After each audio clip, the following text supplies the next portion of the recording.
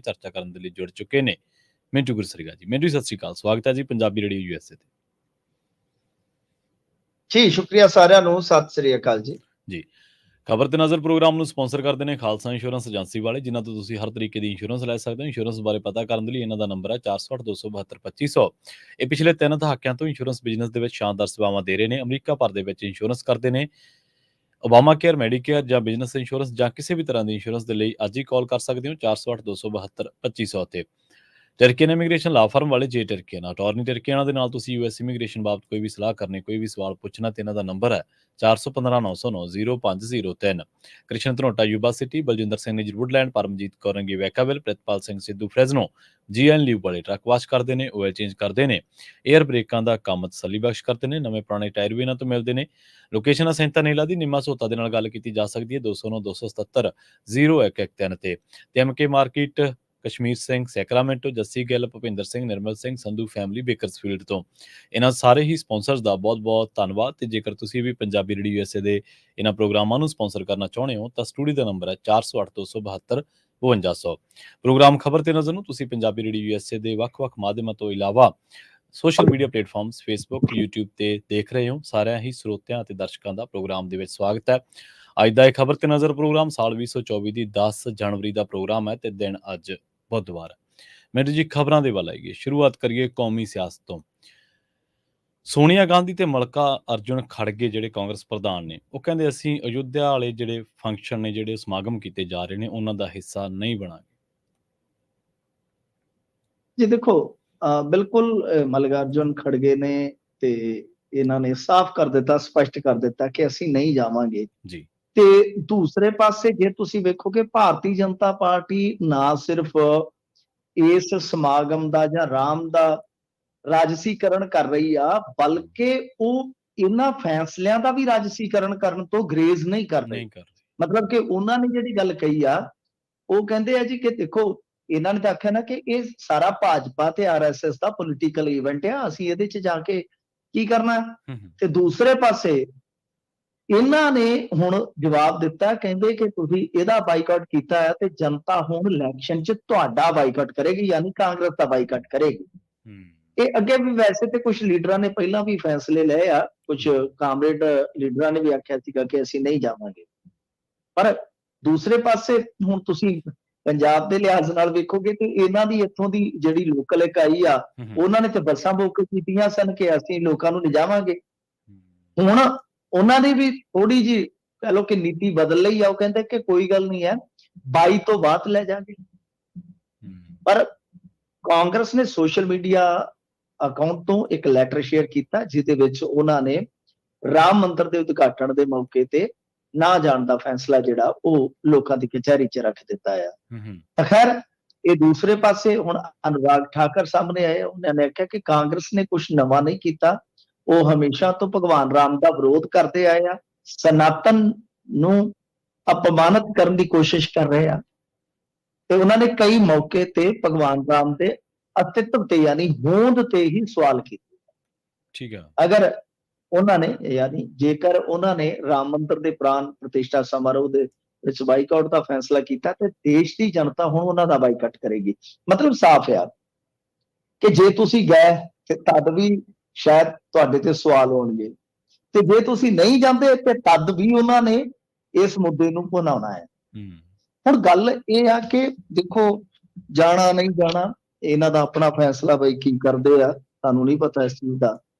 ਪਰ ਮਸਲਾ ਤੇ ਇਹ ਹੈ ਨਾ ਕਿ ਜਿਸ ਤਰੀਕੇ ਦੀ ਇਸ ਵੇਲੇ ਖਿੱਚਤਾਣ ਚੱਲਦੀ ਪਈ, ਉਹ ਸਾਫ਼ ਹੈ, ਸਪਸ਼ਟ ਆ ਕਿ RSS ਵਾਲੇ, ਮੋਦੀ ਹੋਰੀ, ਗੁਜਰਾਤ ਲੌਬੀ ਹੈ ਜਿਹੜੀ, ਇਹਨਾਂ ਵਾਸਤੇ ਸਾਰੀਆਂ ਚੀਜ਼ਾਂ ਜਿਹੜੀਆਂ ਉਹ, ਮੈਂ ਚਲੋ ਕਿਸੇ ਦੀ ਆਸਥਾ ਤੇ ਸਵਾਲ ਨਹੀਂ ਚੁੱਕਦਾ ਹੁੰਦਾ, ਪਰ ਇਹ ਹੈ ਕਿ ਸਾਰੀਆਂ ਚੀਜ਼ਾਂ ਜਿਹੜੀਆਂ ਉਹ ਇਹਨਾਂ ਦੀ ਜੋ ਦਿਖਾਵੇ 'ਚ ਹੈਗੀਆਂ, ਉਹ ਪਤਾ ਨਹੀਂ ਸੱਚੀ ਉਹ ਹੈਗੀਆਂ ਕਿ ਨਹੀਂ।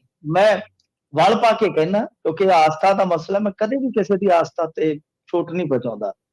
ਪਰ ਗੱਲ ਇਹ ਆ ਕਿ ਮੁੱਖ ਤਾਂ ਸਾਹਮਣੇ ਵੋਟ ਹੈ ਕਿ ਕਿਸ ਤਰੀਕੇ ਨਾਲ ਅਸੀਂ ਵੋਟ ਹਾਸਲ ਕਰਨੀ।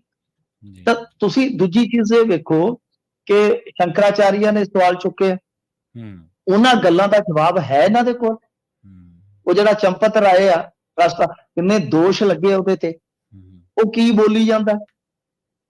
ਉਹ ਕਹਿੰਦਾ ਜੀ ਕਿ ਨਰਮੋਈ ਖਾੜੇ ਵਾਲਿਆਂ ਦਾ ਕੋਈ ਤਾਲੁਕ ਹੀ ਨਹੀਂ ਹੈਗਾ, ਇਹਦੇ ਰਾਮਾਨੰਦ ਜਿਹੜੇ ਹੈਗੇ ਆ ਉਹ ਇਹਨਾਂ ਦੇ ਵਿੱਚ ਵੀ ਪੰਥ ਹੁੰਦੇ ਆ ਨਾ ਸਨਾਤਨ ਦੇ ਵਿੱਚ, ਇਹ ਰਾਮਾਨੰਦ ਜੋ ਮਤ ਹੈ ਉਹ ਉਹਨਾਂ ਦਾ ਵਾਹ ਵਾਸਤਾ ਹੈ। ਤੇ ਉਹ ਕਹਿੰਦੇ ਕਿ ਫਿਰ ਗੱਲ ਇਹ ਆ ਕਿ ਤੁਸੀਂ ਜਿੱਦਣ ਚੰਦਾ ਇਕੱਠਾ ਕਰਨ ਗਏ ਸੋ ਕਿ ਉਦਣ ਉਹਨਾਂ ਦਾ ਫੱਟਾ ਚੁੱਕ ਕੇ ਗਏ ਸੋ ਕਿ ਇਕੱਲੇ ਉਹ ਦਿਓ?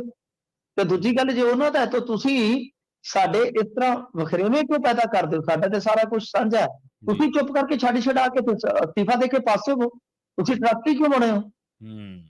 ਤੇ ਦੂਜੀ ਚੀਜ਼ ਜਿਹੜੀ ਹੈ ਕਿ ਦੇਖੋ ਸਵਾਲ ਇਹ ਉੱਠ ਰਹੇ ਆ ਕਿ ਸਨਾਤਨ ਸ਼ਾਸਤਰਾਂ ਦੇ ਮੁਤਾਬਕ ਜਦ ਤੱਕ ਮੰਦਰ ਸੰਪੂਰਨ ਨਹੀਂ ਹੁੰਦਾ, ਯਾਨੀ ਉਹ ਧਵਜ ਕਲਸ਼ ਕਹਿੰਦੇ ਉਹਨੂੰ, ਤੇ ਸਿਖਰ, ਇਹ ਸਾਰੀਆਂ ਚੀਜ਼ਾਂ ਜਦੋਂ ਤੱਕ ਨੇਪਰੇ ਨਹੀਂ ਚੜਦੀਆਂ ਤਦ ਤੱਕ ਕਹਿੰਦੇ ਪ੍ਰਾਣ ਪ੍ਰਤਿਸ਼ਠਾ ਨਹੀਂ ਕੀਤੀ ਜਾ ਸਕਦੀ। ਇਹ ਇਹਨਾਂ ਨੇ ਮਤਲਬ ਕਿ ਬੜੇ ਵੱਡੇ ਦਾਅਵੇ ਕੀਤੇ ਆ ਕਿ ਅਸੀਂ ਜਿਹੜੀਆਂ ਗੱਲਾਂ ਸਨਾਤਨ ਸ਼ਾਸਤਰਾਂ ਦੀਆਂ ਕਰ ਰਹੇ ਆ, ਇਹ ਤੇ ਕੰਮ ਹੀ ਉਲਟਾ ਕਰ ਰਹੇ ਆ। ਇਹ ਤੇ ਰਾਮਨੌਮੀ ਨੂੰ ਵੀ ਨਹੀਂ ਉਡੀਕ ਰਹੇ, ਬਸ ਇਹ ਆ ਕਿ ਲੈ ਦੇ ਕੇ ਦਵਾ ਦਬ ਸਾਰਾ ਕੰਮ ਅਸੀਂ ਭੁਗਤਾ ਲਈਏ। ਤਾਂ ਖੈਰ ਕਾਂਗਰਸ ਨੇ ਤੇ ਸਾਫ਼ ਕਰ ਦਿੱਤਾ, ਸਪਸ਼ਟ ਕਰ ਦਿੱਤਾ, ਉਧਰੋਂ ਭਾਜਪਾ ਦਾ ਵੀ ਇਰਾਦਾ ਸਪਸ਼ਟ ਆ ਕਿ ਜਿਹੜਾ ਜਵਾਬ ਦੇਗਾ ਘੇਰਾਂਗੇ ਅਸੀਂ ਉਹਨੂੰ ਵੀ। ਜੀ ਤੇ ਮਿੰਟੂ ਜੀ 18 ਕਿਸਾਨ ਜਥੇਬੰਦੀਆਂ ਨੇ ਪ੍ਰੈਸ ਕਾਨਫਰੰਸ ਕਰਕੇ ਵੱਡਾ ਐਲਾਨ ਕੀਤਾ ਜੀ। ਦੇਖੋ ਕਿਸਾਨ ਵੀ ਸਰਗਰਮ ਹੋਏ ਪਏ ਨੇ ਪੂਰੇ। ਇਹਨਾਂ ਨੇ ਜਿਹੜਾ ਅੱਜ ਐਲਾਨ ਕੀਤਾ ਹੈ ਉਹਦੇ ਵਿੱਚ ਇਹਨਾਂ ਨੇ ਕਿਹਾ ਕਿ ਇਸ ਵਾਰ ਜਿਹੜਾ ਮੋਰਚਾ ਹੈ ਉਹ ਦਿੱਲੀ 'ਚ ਲੱਗੇ। ਜਗਜੀਤ ਸਿੰਘ ਡੱਲੇਵਾਲ ਕਹਿ ਰਹੇ ਆ ਪਹਿਲੇ ਮੋਰਚੇ ਨਾਲ ਕਿਤੇ ਵੱਡਾ ਤੇ ਪ੍ਰਭਾਵਸ਼ਾਲੀ ਢੰਗ ਨਾਲ ਜਿਹੜਾ ਹੈ ਉਹ ਲਾਇਆ ਜਾ ਰਿਹਾ। ਜੀ ਮਤਲਬ ਸਾਫ਼ ਹੈ, ਸਾਡਾ ਮੰਤਵ ਉਹ ਦੱਸਦੇ ਆ ਕਿ ਪਹਿਲੇ ਮੋਰਚੇ ਨਾਲ ਕਿਤੇ ਵੱਡਾ ਤੇ ਪ੍ਰਭਾਵਸ਼ਾਲੀ ਢੰਗ ਦੇ ਨਾਲ ਜਿਹੜਾ ਲਾਉਣਾ ਹੈ। ਨਾਲ ਉਹਨਾਂ ਨੇ ਕਿਹਾ ਕਿ ਬੁੱਧੀਜੀਵੀਆਂ ਨੂੰ ਲੈ ਕੇ ਇੱਕ ਮੀਟਿੰਗ ਕੀਤੀ ਗਈ ਆ ਤੇ ਉਹਨਾਂ ਦੇ ਵੀ ਸੁਝਾਅ ਪ੍ਰਾਪਤ ਕੀਤੇ ਗਏ ਨੇ। ਇਸੇ ਦੌਰਾਨ ਕਿਸਾਨ ਆਗੂ ਸਰਵਣ ਸਿੰਘ ਪੰਧੇਰ ਨੇ ਕਿਹਾ ਕਿ 20 ਅਤੇ 21 ਜਨਵਰੀ ਨੂੰ ਫਰਵਰੀ ਨੂੰ ਦਿੱਲੀ ਵਿਖੇ ਸਾਰੇ ਸੰਗਠਨਾਂ ਦੀ ਇੱਕ ਵਿਸ਼ੇਸ਼ ਮੀਟਿੰਗ ਸੱਦੀ ਗਈ ਹੈ, ਜਿਸ ਦਾ ਮਤਲਬ ਪੂਰੇ ਦੇਸ਼ ਦਾ ਕਿਸਾਨ ਇੱਕਮਿਕ ਹੋ ਕੇ ਇਸ ਅੰਦੋਲਨ 'ਚ ਹਿੱਸਾ ਲੈਣ ਜਾ ਰਿਹਾ। ਇਹ 20-21 ਫਰਵਰੀ ਮੀਡੀਆ 'ਚ ਜਿਹੜੀ ਤਰੀਕ ਹੈ ਮੇਰੇ ਖਿਆਲ ਦੇ ਨਾਲ 13 ਨੂੰ ਜੇ ਉਹਨਾਂ ਨੇ ਜਾਣਾ ਤੇ 20-21 ਨੂੰ ਥੋੜੀ, ਇਹ ਜਨਵਰੀ ਹੋਏਗੀ, ਖੈਰ ਕਿਉਂਕਿ 13 ਨੂੰ ਤੇ ਇਹਨਾਂ ਨੇ ਇੱਥੋਂ ਰਵਾਨਗੀ ਕਰਨੀ ਆ ਤੇ 20-21 ਨੂੰ ਥੋੜੀ ਤਿਆਰੀਆਂ ਦੀਆਂ ਮੀਟਿੰਗਾਂ ਕਰਨਗੇ। ਸੋ ਗੱਲ ਇਹ ਆ ਕਿ ਆਪਾਂ ਅੱਗੇ ਵੀ ਇਹਦੇ ਤੇ ਗੱਲ ਕੀਤੀ ਆ ਪ੍ਰਵੀਨ ਜੀ ਕਿ ਦੇਖੋ ਨਰਿੰਦਰ ਮੋਦੀ ਸਰਕਾਰ ਵਾਸਤੇ ਰਾਹਤ ਵਾਲੀ ਗੱਲ ਇਹ ਆ ਕਿ ਜਦੋਂ ਇਹ ਮੋਰਚਾ ਲੱਗੇਗਾ ਉਸ ਵੇਲੇ ਉਹਨਾਂ ਦੀ ਸਰਕਾਰ ਤਕਰੀਬਨ ਆਪਣਾ ਕੰਮ ਕਰ ਚੁੱਕੀ ਹੋਵੇਗੀ ਤੇ ਉਸ ਤੋਂ ਬਾਅਦ ਸਾਰਾ ਕੁਝ ਜਿਹੜਾ ਮਾਡਲ ਜੋ ਕੋਡ ਆਫ ਕੰਡਕਟ ਹੁੰਦਾ ਹੈ, ਚੋਣ ਜਾਬਤਾ, ਉਹ ਲੱਗਣ ਤੋਂ ਬਾਅਦ ਤੁਹਾਨੂੰ ਪਤਾ ਹੀ ਹੈ ਕਿ ਲੰਮਾ ਸਮਾਂ ਇਲੈਕਸ਼ਨਾਂ ਹੁੰਦੀਆਂ ਨੇ ਤੇ ਉਦੋਂ ਤੱਕ ਉਹ ਸੁਰਖਰੂ ਹੋ ਜਾਣਗੇ ਕਿ ਕੋਈ ਨਹੀਂ, ਜਦੋਂ ਅਸੀਂ ਆਏ ਤੇ ਫਿਰ ਗੱਲ ਕਰ ਲਾਂਗੇ ਜੀ। ਤੇ ਯਾਨੀ ਮੋਰਚਾ ਤਾਂ ਫਿਰ ਆਪੇ ਲੰਮਾ ਚੱਲ ਗਿਆ। ਪਰ ਇਹ ਨਹੀਂ ਹੈ ਕਿ ਨਰਿੰਦਰ ਮੋਦੀ ਹੋਰੀ ਇਹਦੇ ਤੇ ਕੁਝ ਨਹੀਂ ਕਰਨਗੇ। ਜਿੰਨੀ ਕੁ ਉਮੀਦ ਆ, ਜਿੰਨਾ ਕੁ ਇਮਕਾਨ ਆ ਕਿ ਹੋ ਸਕਦਾ ਮੰਗਾ ਚਲੋ ਅੱਧ ਪਤੱਦੀਆਂ ਨਾਲ ਮਿਲ ਕੇ ਮੰਨ ਵੀ ਲੈਣ, ਪਰ ਸਭ ਤੋਂ ਵੱਡੀ ਗੱਲ ਜਿਹੜੀ ਹੋਏਗੀ ਨਾ ਉਹ ਇਹ ਆ ਕਿ ਹੋ ਸਕਦਾ ਕਿ ਕਿਸਾਨਾਂ ਲਈ ਉਹ ਕੋਈ ਐਲਾਨ ਪਹਿਲਾਂ ਹੀ ਕਰ ਦੇਣ, ਕਿਉਂਕਿ ਬਜਟ ਵੀ ਇਹਨਾਂ ਨੇ ਇੰਟਰਮ ਬਜਟ ਪੇਸ਼ ਕਰਨਾ ਹੈ ਨਾ। ਇਲੈਕਸ਼ਨ ਵਾਲੇ ਸਾਲ ਤੁਹਾਨੂੰ ਪਤਾ ਕਿ ਪੂਰਕ ਬਜਟ ਜਿਹੜਾ ਹੁੰਦਾ ਉਹ ਨਹੀਂ ਆਉਂਦਾ, ਤਾਂ ਉਹ ਆਊਗਾ ਗਾਂ ਜਾ ਕੇ ਜੂਨ ਦੇ ਵਿੱਚ ਸ਼ਾਇਦ। ਤਾਂ ਇਹ ਥੋੜੇ ਬਹੁਤੇ ਜਿਹੜੇ ਐਲਾਨ ਆ ਉਹ ਕਰ ਦੇਣਗੇ, ਤਾਂ ਉਹਦੇ 'ਚ ਮੈਨੂੰ ਇਉਂ ਲੱਗਦਾ ਹੈ ਘੱਟੋ ਘੱਟ ਕੇ ਕਿਸਾਨੀ ਵਾਸਤੇ ਕੁਝ ਨਾ ਕੁਝ ਜ਼ਰੂਰ ਐਲਾਨਣਗੇ। ਹਰੇਕ ਵਾਰੀ ਇਹ ਹੁੰਦਾ ਹੀ ਆ ਕਿ ਚਾਹੇ ਮਨਮੋਹਨ ਸਿੰਘ ਸਰਕਾਰ ਦੀ ਜਦੋਂ ਤੁਸੀਂ ਦੇਖੋਗੇ ਨਾ ਕਿ ਰਿਪੀਟ ਹੋਈ ਪਾਰੀ ਹੈ, ਤਾਂ ਉਹਦੇ ਤੋਂ ਪਹਿਲਾਂ ਉਹਨਾਂ ਨੇ ਕਿਸਾਨ ਵਾਸਤੇ ਇੱਕ ਐਲਾਨ ਕੀਤਾ ਸੀਗਾ 70,000 ਕਰੋੜ ਦਾ ਸ਼ਾਇਦ ਕਰਜ਼ਾ ਮਾਫ ਕੀਤਾ ਸੀ, ਜੇ ਮੈਂ ਨਹੀਂ ਭੁੱਲਦਾ, ਤਾਂ ਸਾਰੀ ਬਾਜ਼ੀ ਪਲਟ ਗਈ ਸੀਗੀ। ਤਾਂ ਨਰਿੰਦਰ ਮੋਦੀ ਹੋਰਾਂ ਨੇ ਵੀ ਪਿਛਲੇ ਸਮੇਂ ਤੁਹਾਨੂੰ ਯਾਦ ਹੈ ਇਹਨਾਂ ਨੇ ਪ੍ਰਧਾਨ ਮੰਤਰੀ ਕਿਸਾਨ ਨਿਧੀ ਯੋਜਨਾ, ਅੱਜ ਦੇ ਆਪਾਂ ਮੋਦੀ ਵਾਲੇ ਪੈਸੇ ਕਹਿੰਦੇ ਆ, ਇਹ ਸ਼ੁਰੂ ਕਰਤਾ ਸੀਗਾ। ਇਹ ਬਿਲਕੁਲ ਸ਼ੁਰੂਆਤ ਜਿਹੜੀ ਹੈ ਨਵੰਬਰ 'ਚ ਹੋਈ ਸੀਗੀ ਉਸ ਵੇਲੇ, ਯਾਨੀ ਇਲੈਕਸ਼ਨ ਤੋਂ ਲਾ ਲਓ ਕਿ 2-3 ਮਹੀਨੇ ਪਹਿਲਾਂ ਹੀ, ਜਿਹੜਾ ਮਾਡਲ ਕੋਡ ਆਫ ਕੰਡਕਟ ਆਪਾਂ ਕਹਿੰਦੇ ਹਾਂ, ਤਾਂ ਉਹਦੇ 'ਚ ਮੈਨੂੰ ਜੋ ਲੱਗਦਾ ਹੈ, ਸੰਭਾਵਨਾ ਹੈ ਕਿ ਇਹ ਕੋਈ ਨਾ ਕੋਈ ਐਲਾਨ ਕਰ ਦੇਣਗੇ। ਮਸਲਨ ਕਿ ਠੀਕ ਆ, ਕਿਸਾਨੀ ਅੰਦੋਲਨ ਦਾ ਜਿਹੜਾ ਅਸਰ ਆ, ਜਾਂ ਇਹਨਾਂ ਨੂੰ ਭਾਜਪਾ ਨੂੰ ਜਿਹੜਾ ਅਸਰ ਆ, ਉਹ ਪੰਜਾਬ ਹਰਿਆਣਾ 'ਚ ਤੇ ਪੈਂਦਾ ਤੇ ਪੈ ਜਾਵੇ, ਪਰੰਤੂ ਆਲ ਓਵਰ ਨਾ ਪਵੇ। ਆਲ ਓਵਰ ਦਾ ਮਤਲਬ ਕੀ ਹੈ ਕਿ ਜਿੱਦਾਂ ਆਪਾਂ ਦੇਖਦੇ ਹਾਂ, ਗੱਲ ਹੀ ਕਰ ਰਹੇ ਹਾਂ ਕਿ ਸ਼ਾਇਦ ਮੋਦੀ ਹੋਰੀ ਇਸ ਪੈਸੇ ਨੂੰ ਨਾ ਵਧਾ ਦੇਣ, ਜਾਂ ਇਹ ਵੀ ਇੱਕ ਚਰਚਾ ਸੁਣੀ ਆ, ਚੱਲਦੀ ਆ ਮੀਡੀਆ ਦੇ ਵਿੱਚ, ਕਿ ਹੋ ਸਕਦਾ ਜਿਹੜੀਆਂ ਬੀਬੀਆਂ ਨੇ, ਸਾਰੇ ਕਿਸਾਨਾਂ ਨੂੰ ਨਾ, ਵਿੱਚ ਬੀਬੀਆਂ ਨੂੰ ਡਬਲ ਕਰ ਦੇਣ। ਉਹਦੇ ਨਾਲ, ਕਿਉਂਕਿ ਅੱਜ ਕੱਲ ਤੁਸੀਂ ਇੱਕ ਹੋਰ ਟ੍ਰੈਂਡ ਦੇਖੋਗੇ ਇੰਡੀਆ 'ਚ, ਅੱਜ ਕੱਲ ਜਿਹੜੀ VOTING ਹੁੰਦੀ ਉਹਦੇ 'ਚ ਬੀਬੀਆਂ 50% ਤੋਂ ਅੱਗੇ ਜਾ ਰਹੀਆਂ ਨੇ ਮਰਦਾਂ ਦੇ ਮੁਕਾਬਲੇ, ਯਾਨੀ ਅੱਧ ਤੋਂ ਜ਼ਿਆਦਾ VOTING ਉਹਨਾਂ ਦੀ ਹੋ ਰਹੀ ਹੈ ਕਈ ਸਟੇਟਾਂ 'ਚ। ਪੰਜਾਬ ਦੀ ਮਿਸਾਲ ਤੁਹਾਡੇ ਸਾਹਮਣੇ ਹੈ। ਸੋ ਲਿਹਾਜ਼ਾ ਇਹ ਵੀ ਇੱਕ ਦਾਅ ਖੇਡਿਆ ਜਾ ਸਕਦਾ। ਬਾਕੀ ਹੁਣ ਦੇਖੋ ਕੀ ਹਕਮਤ ਅਮਲੀ ਰਹਿੰਦੀ ਆ, ਪਰ ਇਹਨਾਂ ਨੇ ਤੇ ਇਰਾਦੇ ਆਪਣੇ ਸਪਸ਼ਟ ਕਰ ਦਿੱਤੇ ਆ ਕਿ ਅਸੀਂ ਜਾਵਾਂਗੇ ਤੇ ਜਾਵਾਂਗੇ ਪੂਰੀ ਤਿਆਰੀ ਦੇ ਨਾਲ। ਹੁਣ ਕੀ ਅੱਗੇ ਗੇਮ ਚੱਲਦੀ ਹੈ, ਕੀ ਨਹੀਂ, ਕੀ ਹਿਸਾਬ ਕਿਤਾਬ ਪਤਾ ਨਹੀਂ ਹੈ, ਪਰ ਇਹ ਜੋ ਕਰ ਰਹੇ ਆ, ਮੈਨੂੰ ਤੇ ਉਹਦੇ ਤੇ ਵੀ ਕਈ ਵਾਰ ਥੋੜਾ ਜਿਹਾ ਹੋਰ ਹੀ ਮਹਿਸੂਸ ਹੁੰਦਾ ਹੈ ਕਿ ਇੱਕ ਤੇ ਇਹ ਧੜਾ ਗੈਰ ਰਾਜਨੀਤਿਕ ਜਿਹੜਾ ਆਪਣੇ ਆਪ ਨੂੰ ਖਵਾਉਂਦਾ, ਉਹ ਇੱਥੇ ਦੀ ਤਿਆਰੀ ਖਿੱਚੀ ਫਿਰਦਾ। ਉਧਰੋਂ ਲੱਖੋਵਾਲ ਸਾਹਿਬ ਜਿਹੜੇ ਆ, ਉਹ ਕਹਿੰਦੇ ਆ ਕਿ ਆਪਾਂ ਟਰੈਕਟਰ ਮਾਰਚ ਕਰਨਾ ਜੀ ਦਿੱਲੀ 'ਚ, ਤੇ ਉਗਰਾਹਾਂ ਵਾਲੇ ਤਾਂ ਹੈ ਹੀ ਚੁੱਪ ਨੇ, ਉਹ ਤੇ ਇਸ ਮੁੱਦੇ ਤੇ ਬੋਲ ਹੀ ਨਹੀਂ ਰਹੇ ਅੱਜ ਕੱਲ। ਤੇ ਜਿਹੜੇ ਰਾਜੇਵਾਲ ਹੋ ਰਹੀ ਆ, ਉਹ ਕਹਿੰਦੇ ਜੀ ਅਸੀਂ ਜਨਵਰੀ ਦੇ ਵਿੱਚ ਠੋਕ ਦੇਣਾ ਮੋਰਚਾ ਚੰਡੀਗੜ੍ਹ। ਲੋਕ ਜਾਣਗੇ ਕਿੱਧਰ ਕਿੱਧਰ, ਇਹ ਵੀ ਤੇ ਇੱਕ ਸੋਚਣ ਵਾਲੀ ਗੱਲ ਆ ਨਾ ਜੀ। ਤੇ ਮੈਨੂੰ ਜੀ ਗੱਲ ਕਰੀਏ ਆਪਾਂ ਸਾਬਕਾ ਕੈਬਨਿਟ ਮੰਤਰੀ ਕਾਂਗੜ ਦੀ, ਉਹਨਾਂ ਦੇ ਘਰੇ ਵਿਜੀਲੈਂਸ ਨੇ ਰੇਡ ਕੀਤੀ ਹੈ ਜੀ। ਹਾਂਜੀ, ਇਹਨਾਂ ਦਾ ਮਾਮਲਾ ਚੱਲਦਾ ਹੈ ਨਾ, ਲੰਬੇ ਸਮੇਂ ਤੋਂ ਚੱਲਦਾ ਹੈ। ਇਹ ਇੱਕ ਵਾਰੀ ਆਪਣੇ ਸ਼ਾਇਦ ਭਤੀਜੇ ਦੇ ਵਿਆਹ 'ਚ ਕੈਨੇਡਾ ਉਹ ਲੱਗੇ ਸੀਗੇ, ਤੇ ਇਹਨਾਂ ਨੂੰ ਐਨ ਮੌਕੇ ਤੇ 에ਅਰਪੋਰਟ ਤੋਂ ਲਾ ਲਿਆ ਸੀਗਾ। ਤੇ ਮੈਂ ਇਹਨਾਂ ਨੂੰ ਪੁੱਛਿਆ, ਮੈਂ ਫੋਨ ਲਾ ਲਿਆ, ਮੇਰੇ ਕੋਲ ਨੰਬਰ ਸੀਗਾ, ਤੇ ਮੈਂ ਆਖਿਆ ਇਹ ਗੱਲ ਸੱਚੀ ਹੈ? ਕਹਿੰਦੇ ਹਾਂ ਸੱਚੀ ਆ। ਤੇ ਮੈਂ ਆਖਿਆ ਤੁਹਾਡੇ ਤੇ ਗੋਡੇ ਜੁੜੇ ਹੋਏ ਆ, ਇਹ ਤੇ ਵਿਜੀਲੈਂਸ ਨੂੰ ਲਿਖ ਕੇ ਭੇਜਿਆ ਕਿ ਮੇਤੋਂ ਤੇ ਤੁਰਿਆ ਨਹੀਂ ਜਾਂਦਾ। ਇਹ ਕਹਿੰਦਾ ਜਹਾਜ਼ 'ਚ ਬਹਿ ਬੂ ਕੇ ਤੇ ਚਲੇ ਜਾਣਾ ਸੀਗਾ, ਟਾਈਮ ਪਾਸ ਕਰ ਲੈਂਦਾ। ਤੋ ਗੱਲ ਇਹ ਆ ਕਿ ਇਸ ਤਰ੍ਹਾਂ ਵੀ ਹੁੰਦਾ ਸਿਆਸਤ ਦੇ ਵਿੱਚ। ਬਈ ਹੁਣ ਕਾਂਗੜ ਸਾਹਿਬ ਜਿਹੜੇ ਆ, ਉਹ ਤੁਹਾਨੂੰ ਪਤਾ ਹੀ ਆ, ਭਾਜਪਾ 'ਚ ਚਲੇ ਗਏ ਸਨ, ਫੇਰ ਬੈਕ ਗੇਅਰ ਲੱਗ ਗਿਆ, ਤੇ ਇੱਥੋਂ ਦੀ ਹੁਣ ਵਿਜੀਲੈਂਸ ਥੋੜੀ ਛੱਡਣ ਲੱਗੀ ਆ ਜਾਨ ਜੀ। ਉਹਨਾਂ ਨੇ ਕੰਮ ਜਿਹੜਾ ਉਹ ਕਰ ਦਿੱਤਾ, ਤਾਂ ਅੱਜ ਇਹਨਾਂ ਦੀ ਉਹ ਹਵੇਲੀ ਆ ਕਹਿ ਲਓ ਜਾਂ ਘਰ ਕਹਿ ਲਓ, ਉਹਦੀ ਗਿਣਤੀ ਮਿਣਤੀ ਕਰਨ ਆਏ ਸਨ। ਵੈਸੇ ਤੇ ਇਹਨਾਂ ਨੇ ਆਪਣੇ ਦਾਮਾਦ ਨੂੰ ਵੀ ਜੌਬ ਦਵਾਈ ਸੀਗੀ, ਉਹਦਾ ਵੀ ਇੱਕ ਬੜਾ ਵਿਵਾਦ ਛਿੜ ਗਿਆ ਸੀਗਾ। ਵੈਸੇ ਉਦਾਂ ਬਠਿੰਡੇ ਦੇ ਵਿੱਚ ਤੁਹਾਨੂੰ ਪਤਾ, ਬਠਿੰਡੇ ਦੀ ਰਾਜਨੀਤੀ 'ਚ ਇੱਕ ਪਾਸੇ ਮਨਪ੍ਰੀਤ ਬਾਦਲ ਦਾ ਧੜਾ, ਇੱਕ ਪਾਸੇ ਇਹਨਾਂ ਦਾ ਧੜਾ, ਉਹ ਵੀ ਕਾਫੀ ਖਿੱਚੋਤਾਣ ਰਹੀ ਆ। ਪਰੰਤੂ ਇੱਥੇ ਮਾਮਲਾ ਜਿਹੜਾ ਉਹ ਉਹੀ ਹੈ, ਜਿਹਦੇ ਵਿੱਚ ਅੱਗੇ ਵੀ ਕੁਝ ਕਾਂਗਰਸੀ ਜਿਹੜੇ ਘਿਰੇ ਆ। ਇੱਥੇ ਹੁਣ ਕੋਈ ਬਹੁਤਾ ਨਹੀਂ ਹੋਇਆ, ਕਿਉਂਕਿ ਗੁਰਪ੍ਰੀਤ ਸਿੰਘ ਕਾਂਗੜ ਤੇ ਘਰੇ ਨਹੀਂ ਸੀ। ਇੱਕ ਰਿਹਾਇਸ਼ ਦੇ ਵਿੱਚ ਇਹਨਾਂ ਦਾ ਮੁੰਡਾ ਬੇਟਾ ਹੈਗਾ ਸੀਗਾ, ਦੂਜੇ ਦੇ ਵਿੱਚ ਜਦੋਂ ਗਏ ਤਾਂ ਉੱਥੇ ਹੈ ਨਹੀਂ ਸੀਗੇ। ਸੋ ਵਿਜੀਲੈਂਸ ਇੱਕ ਵਾਰੀ ਮੁੜ ਗਈ ਹੈ, ਕੋਈ ਬਹੁਤਾ ਕੁਝ ਨਹੀਂ ਹੋਇਆ। ਪਰ ਇਹ ਸਾਫ਼ ਹੈ ਕਿ ਗੁਰਪ੍ਰੀਤ ਕਾਂਗੜ ਦੇ ਮਗਰ ਗੱਠਜੋੜ ਦੀ ਰੁੱਤੇ ਵੀ ਇਹ ਸਾਰਾ ਕੁਝ ਕਰਨ ਡਿਆ, ਨਹੀਂ ਤਾਂ ਇਹ ਗੁਰਪ੍ਰੀਤ ਕਾਂਗੜ ਵੀ ਕਿਤੇ ਫੀਲ ਕਰਨਗੇ ਕਿ ਯਾਰ ਬਾਕੀਆਂ ਵੱਲ ਤੇ ਕੰਮ ਥੋੜਾ ਜਿਹਾ ਠੰਡਾ ਹੋਇਆ, ਠੰਡੋਰਾ ਜਿਹਾ ਹੋਇਆ, ਮੈਂ ਕੀ ਰੱਬ ਦੇ ਮਾਂ ਮਾਰੇ ਮੇਰੇ ਮਗਰ ਕਾਹਤੋਂ ਲੱਗੇ ਫਿਰਦੇ ਆ। ਇਹ ਵੀ ਹੁਣ ਵੇਖਣ ਵਾਲੀ ਗੱਲ ਆ। ਖੈਰ ਦੇਖੋ ਅੱਗੇ ਕੀ ਬਣਦਾ, ਪਰ ਵਿਜੀਲੈਂਸ ਨੇ ਕੋਈ ਬਹੁਤਾ ਕੁਝ ਉਹਦੇ 'ਚ ਨਹੀਂ ਕੀਤਾ, ਸਿਰਫ ਕੋਈ ਮਾੜੀ ਮੋਟੀ ਮਿਹਨਤੀ ਕੀਤੀ ਤੇ ਉਸ ਤੋਂ ਬਾਅਦ ਵਾਪਸ ਮੁੜ ਗਏ ਜੀ। ਤੇ DIG ਇੰਦਰਬੀਰ ਸਿੰਘ ਨੂੰ ਅਦਾਲਤ ਨੇ ਪੇਸ਼ ਕਰਨ ਦੇ ਹੁਕਮ ਜਾਰੀ ਕੀਤੇ ਨੇ ਜੀ। ਵੇਖੋ ਇੰਦਰਬੀਰ ਸਿੰਘ ਆ ਜਿਹੜਾ, ਬੜਾ ਨੌਜਵਾਨ, ਛੋਟੀ ਉਮਰੇ ਬਹੁਤ ਵੱਡਾ ਅਹੁਦਾ ਲੈ ਗਿਆ ਸੀਗਾ। ਮਿਹਨਤ ਵੀ ਚਲੋ ਕੀਤੀ ਹੁੰਦੀ ਆ ਬੰਦੇ ਨੇ, ਪਰ ਇਹਨਾਂ ਨੌਜਵਾਨਾਂ ਤੋਂ ਜਿਹੜੇ ਇੰਨੇ ਪੜ੍ਹ ਲਿਖ ਕੇ IPS ਬਣਦੇ ਆ, ਉਮੀਦ ਕਰਦੇ ਆ ਕਿ ਯਾਰ ਸੁਧਾਰ ਆਏਗਾ, ਪਰ ਪਤਾ ਨਹੀਂ ਕਿਉਂ ਨਿਰਾਸ਼ਾ ਹੀ ਸਾਨੂੰ ਮਿਲਦੀ ਆ। ਇੰਦਰਬੀਰ ਸਿੰਘ ਉਹ ਅਫਸਰ ਆ ਜਿਹਦੀ ਲੱਤ ਦੇ ਨਾਲ ਹਮੇਸ਼ਾ ਰੌਲੇ ਬੰਨੇ ਹੀ ਰਹੇ ਆ ਦਾਨੇ ਵਾਂਗੂ। ਇਹ ਸੰਗਰੂਰ ਸੀ ਤੇ ਸੰਗਰੂਰ ਰੌਲਾ ਪੈ ਗਿਆ, 2 ਕਿਸਾਨਾਂ ਨੇ ਦੋਸ਼ ਲਾਇਆ ਤੇ ਸਾਨੂੰ ਕਤਲ ਦੇ ਮੁਕੱਦਮੇ 'ਚ ਨਾਮਜ਼ਦ ਕਰਨ ਦੀ ਧਮਕੀ ਦੇ ਕੇ ਤੇ ਇਹਨਾਂ ਨੇ ਲੱਖਾਂ ਰੁਪਏ ਬਟੋਰ ਲਏ ਨੇ। ਉਦੋਂ ਬੜਾ ਹੀ ਰੌਲਾ, ਬਹੁਤ ਰੌਲਾ ਪਿਆ ਸੀਗਾ। ਸੰਗਰੂਰ ਦੇ ਵਿੱਚ।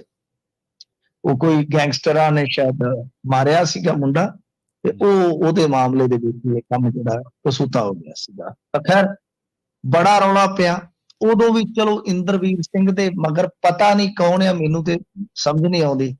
ਉਦੋਂ ਵੀ ਇੰਦਰਵੀਰ ਸਿੰਘ ਦਾ ਕੋਈ ਜ਼ਿਆਦਾ ਨੁਕਸਾਨ ਨਹੀਂ ਹੋਇਆ ਜੀ। ਫਿਰ ਤਰੱਕੀ ਹੁੰਦੀ ਗਈ ਹੁੰਦੀ ਗਈ ਹੁੰਦੀ ਗਈ। ਤੁਸੀਂ ਹਿਸਾਬ ਲਾ ਲਓ ਕਿ ਅੱਜ DIG ਬਣ ਗਿਆ। DIG ਬਣ ਗਿਆ ਤੇ ਇਹ ਜਦੋਂ ਫਿਰੋਜ਼ਪੁਰ ਰੇਂਜ ਦਾ DIG ਸੀਗਾ ਨਾ, ਉਦੋਂ ਇੱਕ ਰੌਲਾ ਪਿਆ। ਰੌਲਾ ਕੀ ਸੀਗਾ? ਰੌਲਾ ਸੀ ਇੱਧਰ ਮਾਝੇ 'ਚ ਇੱਕ ਬੰਦਾ ਫੜਿਆ ਸੀ ਇਹਨਾਂ ਨੇ, ਪੁਲਿਸ ਨੇ। ਦੇਖੋ ਇਸ ਗੱਲ ਦਾ ਬਹੁਤ ਘੱਟ ਲੋਕਾਂ ਨੂੰ ਪਤਾ ਹੋਏਗਾ, ਵਿਚਲੀ ਗੱਲ ਦਾ। ਖਬਰ ਤੇ ਆਉਂਦੀ ਰਹਿੰਦੀ ਹੈ ਮੀਡੀਆ 'ਚ, ਪਰ ਵਿਚਲੀ ਗੱਲ ਮੈਂ ਤੁਹਾਨੂੰ ਦੱਸਣ ਲੱਗਾ। ਉੱਥੇ ਬੰਦਾ ਫੜਿਆ, ਉੱਥੇ ਇੱਕ ਪੁਲਿਸ ਅਫਸਰ ਹੁੰਦਾ ਸੀ ਲਖਵੀਰ ਬੜਾ ਤੇਜ਼ ਤਰਾਰ ਆ, ਉਸੇ ਏਰੀਏ ਦਾ ਹੀ ਆ ਜੀ।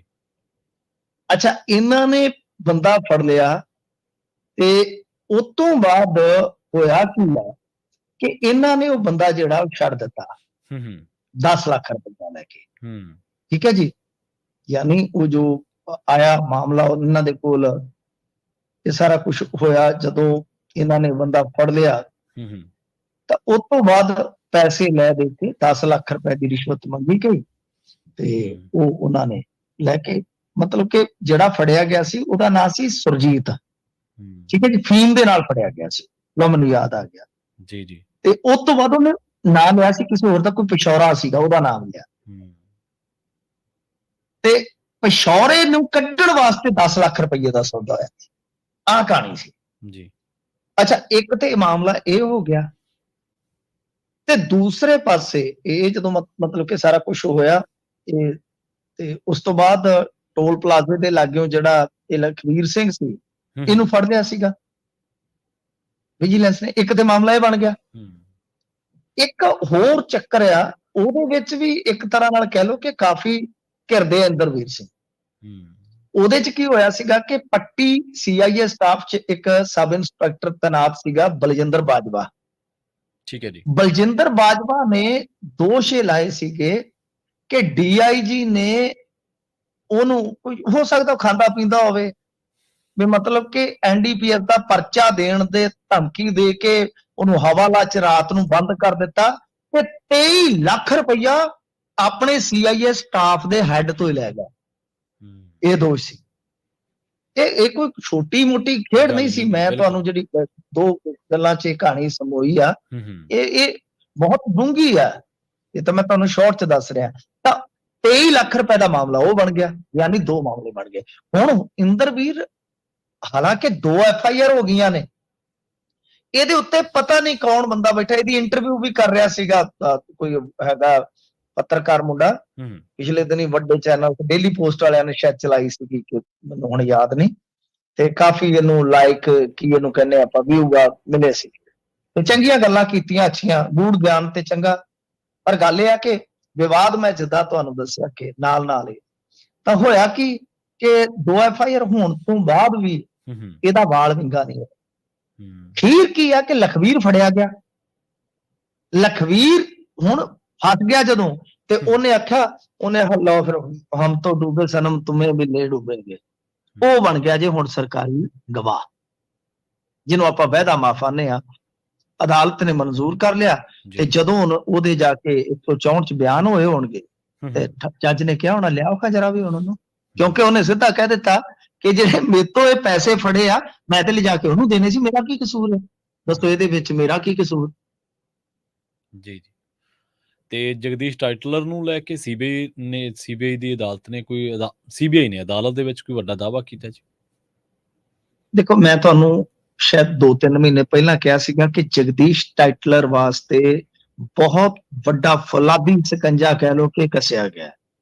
ਜਗਦੀਸ਼ ਟਾਈਟਲਰ ਬਚਦਾ ਰਿਹਾ ਸੋ ਬਚਦਾ ਰਿਹਾ, ਪਰ ਹੁਣ ਮੁਸ਼ਕਲ ਹੈ ਬਚ ਕੇ ਜਾਣਾ। ਤਾਂ ਜਗਦੀਸ਼ ਟਾਈਟਲਰ ਇਸ ਵੇਲੇ ਫਸ ਗਿਆ। ਫਸ ਇਉਂ ਗਿਆ ਕਿ ਅੱਜ CBI ਨੇ ਕੁਝ ਗਵਾਹਾਂ ਦੇ ਬਿਹਾਫ ਤੇ ਇਹ ਕਹਿ ਦਿੱਤਾ ਆ ਕਿ ਸਾਡੇ ਕੋਲ ਸਫੀਸ਼ੀਐਂਟ ਐਵੀਡੈਂਸ ਹੈ ਕਿ ਇਹਦੇ ਖਿਲਾਫ ਟ੍ਰਾਇਲ ਚਲਾਇਆ ਜਾਣਾ ਚਾਹੀਦਾ ਹੈ। ਇਹ ਬਹੁਤ ਵੱਡੀ ਗੱਲ ਹੈ। ਸੋ ਹੁਣ ਤੱਕ ਜਿਹੜਾ ਇਹ ਬਚਦਾ ਆ, ਭੱਜਦਾ ਆ, ਸਾਬਕਾ ਮੰਤਰੀ ਵੀ ਰਿਹਾ, MP ਨਹੀਂ ਕੱਲਾ ਰਿਹਾ, ਯਾਨੀ ਕਾਫੀ ਇਹਦੇ ਮਗਰ ਪਾਵਰ ਸੀਗੀ।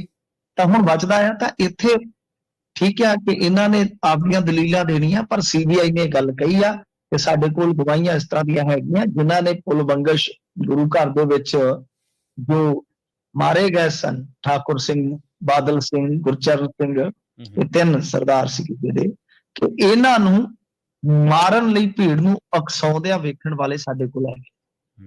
ਜਦੋਂ ਗਵਾਹੀ ਹੈ ਕਿ ਮੌਕੇ ਦੀ, ਤੇ ਫਿਰ ਸੀਬੀਆਈ ਕਹੀ ਜਾਂਦੀ ਆ, ਤੇ ਮੈਨੂੰ ਨਹੀਂ ਲੱਗਦਾ ਕਿ ਹੁਣ ਜਗਦੀਪ ਟਾਈਟਲਰ ਜਿਹੜਾ ਉਹ ਛੇਤੀ ਬਚ ਜਾਏਗਾ। ਬਾਕੀ ਵੇਖੋ ਤਰੀਕ ਜਿਹੜੀ ਆ ਉਹ ਲੱਗੀ ਆ ਅਗਲੀ ਜਨਵਰੀ 22 ਜੀ 22 ਜਨਵਰੀ ਨੂੰ ਅਗਾਂਹ ਪਤਾ ਲੱਗੇਗਾ ਜੀ। ਤੇ ਸਪੀਕਰ ਨੇ ਸ਼ਿੰਦੇ ਧੜੇ ਦੇ ਹੱਕ ਦੇ ਵਿੱਚ ਫੈਸਲਾ ਸੁਣਾਇਆ ਜੀ, ਮਹਾਰਾਸ਼ਟਰ ਦਾ ਮਾਮਲਾ ਸ਼ਾਇਦ ਇਹ। ਹਾਂਜੀ ਹਾਂਜੀ, ਕੌਣ ਸਾਨੂੰ ਸ਼ਿੰਦੇ ਸ਼ਿੰਦੇ ਕਹਿ ਕੇ ਬੁਲਾਏਗਾ ਜੀ ਤੇ ਖੈਰ ਇੱਥੇ ਤੇ ਸ਼ਿੰਦੇ ਸ਼ਿੰਦੇ ਹੋਈ ਪਈ ਆ ਅੱਜ ਦੀ ਤਰੀਕ ਦੇ ਵਿੱਚ। ਇਹ ਤਾਂ ਸਾਰਾ ਕੁਝ ਤੈਅ ਹੀ ਸੀਗਾ। ਮੈਨੂੰ ਵੈਸੇ ਇਸ ਸਾਰੇ ਪ੍ਰਕਰਨ ਚੋਂ ਇੱਕ ਗੱਲ ਦੀ ਸਮਝ ਨਹੀਂ ਲੱਗੀ, ਸੁਪਰੀਮ ਕੋਰਟ ਕਦੇ ਕਦੇ ਤੇ ਬੜੀ ਉਮੀਦ ਬਣਾ ਦਿੰਦੀ ਹੈ, ਕਦੇ ਕਦੇ ਬਿਲਕੁਲ ਕੰਮ ਨਾ ਖਰਾਬ ਜਿਹਾ ਹੋ ਜਾਂਦਾ ਹੈ। ਅੱਛਾ, ਜਦੋਂ ਇਹ ਗਏ ਸਨ ਉद्धਵ ਠਾਕਰੇ ਹੋਰੀ, ਉਦੋਂ ਤਾਂ ਮਤਲਬ ਕਿ ਕੁਛ ਨਾ ਕੀਤਾ, ਤੇ ਜਦੋਂ ਉद्धਵ ਠਾਕਰੇ ਨੇ ਅਸਤੀਫਾ ਦੇ ਦਿੱਤਾ 10 ਦਿਨਾਂ ਬਾਅਦ ਫੇਰ ਮਾਮਲਾ ਗਿਆ, ਤੇ ਉਦੋਂ ਸੁਪਰੀਮ ਕੋਰਟ ਨੇ ਮਤਲਬ ਕਿ ਕਹਿ ਦਿੱਤਾ ਕਿ ਜੇ ਉद्धਵ ਠਾਕਰੇ ਅਸਤੀਫਾ ਨਾ ਦਿੰਦਾ ਤੇ ਬਈ ਤੁਹਾਡੀ ਸਰਕਾਰ ਅਸੀਂ ਬਰਖਾਸਤ ਕਰ ਦੇਣੀ ਸੀ।